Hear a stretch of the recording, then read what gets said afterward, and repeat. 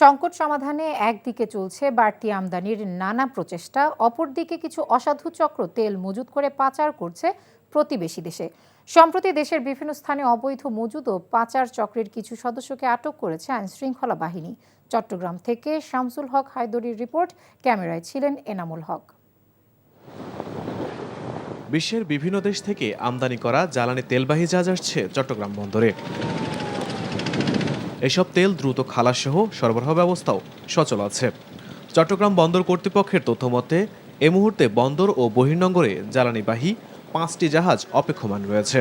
পর্যায়ক্রমে এসব জাহাজ থেকে তেল খালাস চলছে। বর্তমানে একটা জাহাজ আছে যেটা চাইনিজ জাহাজ।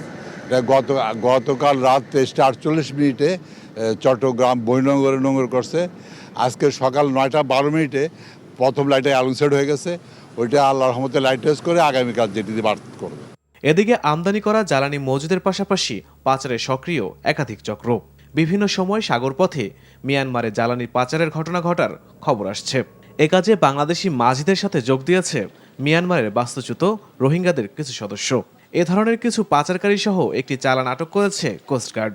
সন্দেহভাজন একটি বোটে তল্লাশি চালিয়ে অবৈধভাবে শুল্ক কর ফাঁকি দিয়ে মায়ানমারে পাচারের উদ্দেশ্যে বহনকৃত প্রায় 6,24,000 টাকা মূল্যের 6,000 লিটার ডিজেল, 6টি গ্যাস সিলিন্ডার, নগদ 15,896 টাকা ও পাচারকালে ব্যবহৃত বোটসহ 4 জন বাঙালি ও 8 জন রোহিঙ্গা পাচারকারীকে আটক করা হয়। অবৈধ মজুদ আর পাচার বন্ধ করা গেলে জ্বালানি সংকট তীব্র হবে না বলে জানিয়েছেন সংশ্লিষ্টরা। NTV news desk.